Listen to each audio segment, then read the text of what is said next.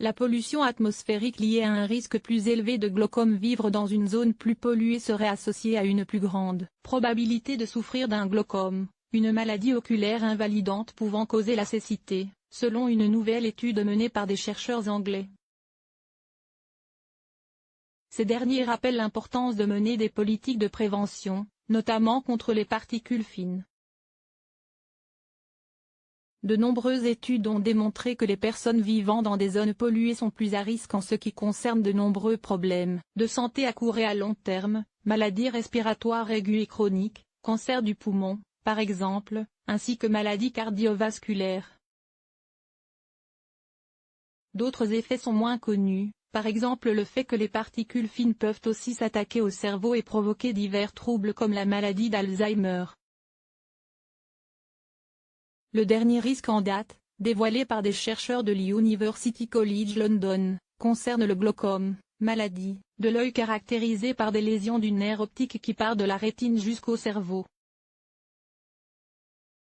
Leur étude, publiée dans la revue Ophtalmology et Visual Science, indique en effet que les personnes vivant dans les quartiers les plus pollués étaient au moins 6% plus susceptibles de présenter un glaucome que celles vivant dans les zones les moins polluées.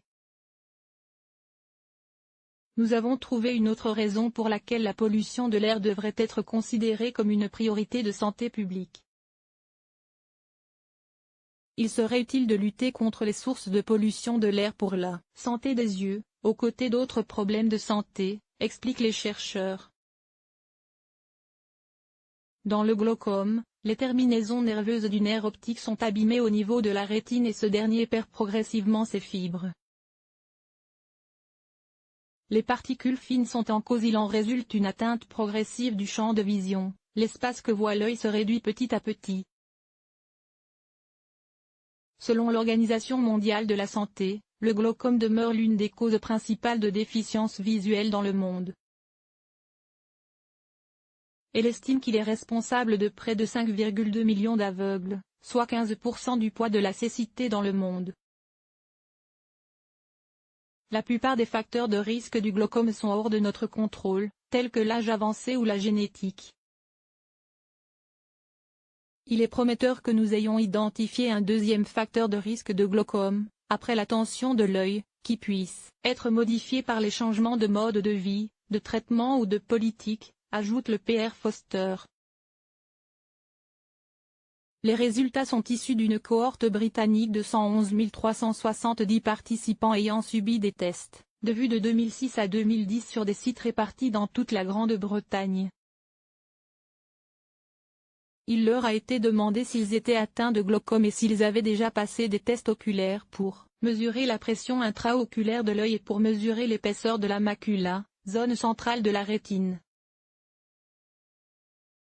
Les données des participants ont été corrélées aux mesures de la pollution atmosphérique près de leur domicile et aux données statistiques sanitaires régionales. Dans ce domaine, les chercheurs se concentrant précisément sur les particules fines d'un diamètre égal ou inférieur à 2,5 micromètres PM2,5.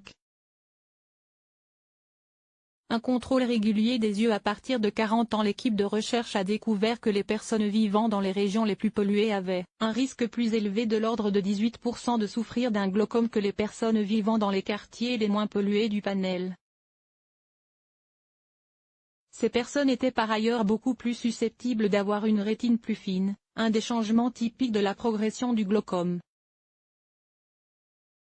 Enfin, le glaucome est le plus souvent lié à l'augmentation de la pression à l'intérieur de l'œil, mais les examens ont montré qu'elle n'était pas associée à la pollution de l'air, ce qui, selon les chercheurs, suggère que la pollution peut affecter le risque de glaucome par un mécanisme différent. La pollution de l'air peut contribuer au glaucome en raison de la constriction des vaisseaux sanguins, ce qui est lié à ses effets sur le risque accru de problèmes cardiaques. Une autre possibilité est que les particules puissent avoir un effet toxique direct, endommageant le système nerveux et contribuant à l'inflammation, souligne Dr Sharon Chua, auteur principal de l'étude. Les polluants les plus nocifs pour la santé publique sont notamment le monoxyde de carbone, l'ozone, le dioxyde d'azote et le dioxyde de soufre, mais surtout, les particules fines, elles affectent plus de personnes que n'importe quel autre polluant, d'où leur statut d'indicateur indirect courant de la pollution de l'air. Nous avons trouvé une corrélation frappante entre l'exposition aux particules et le glaucome.